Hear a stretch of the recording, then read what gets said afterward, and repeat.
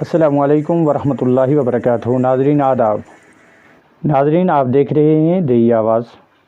آج ہم بات کرتے ہیں جموں کشمیر کے سرحدی ضلع پونچھ، جہاں بچوں کے تحفظ اور دھماکہ خیز مواد سے متعلق خطرات کی آگاہی کے لیے ایک اہم تربیتی پروگرام کا انعقاد کیا گیا۔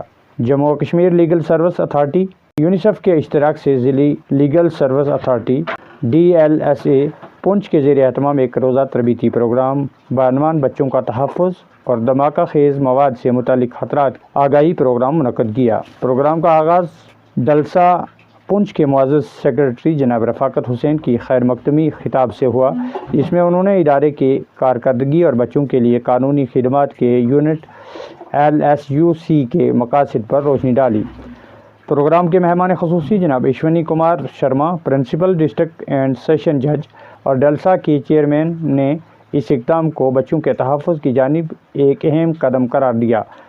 پہلا تکنیکی اجلاس جناب سید مجتبیٰ کی زیر صدارت ہوا، جس میں انہوں نے ایمرجنسی آؤٹ ریچ رسپانس سے متعلق ایک جامع پریزنٹیشن دی۔ انہوں نے بچوں میں خطرناک اشیاء کی شناخت اور شعور اجاگر کرنے کی اہمیت پر زور دیا۔ دوسرے اجلاس میں معروف وکیل جناب بھانو پرتاپ نے نالسا کے بچوں کے لیے دوستانہ قانونی خدمات کی اسکیم پر تفصیل سے روشنی ڈالی۔ انہوں نے بتایا کہ یہ اسکیم کس طرح بچوں کے حقوق کا مؤثر تحفظ کرتی ہے۔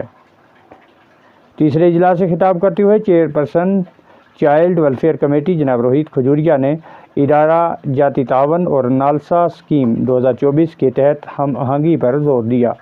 انہوں نے کہا کہ مضبوط قانونی ڈھانچے کے لیے مختلف اداروں کے درمیان تعاون ناگزیر ہے۔ اختتامی اجلاس ایک پینل گفتگو پر مشتمل تھا، جس میں juvenile justice board, child welfare committee, panel وکلاء اور دیگر اداروں کے نمائندوں نے شرکت کی۔ اس سیشن میں زمینی تجربات، مستقبل کے حکمت عملی پر تفصیلی روشنی ڈالی گئی۔ پروگرام کے اختتام پر جناب رفاقت حسین نے تمام شرکاء کا شکریہ ادا کیا۔ اس موقع پر 3000 معلوماتی مواد یعنی IEC تحصیل سطح پر آگاہی مہم کے لیے تقسیم کیا گیا۔ یہ پروگرام نہ صرف بچوں کی قانونی تحفظ کے میدان میں ایک مؤثر کوشش تھی، بلکہ مختلف اداروں کے درمیان مربوط اشتراک اور ایک محفوظ مستقبل کی بنیاد بھی ہے۔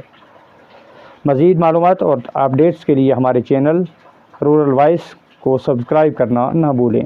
بہت بہت شکریہ۔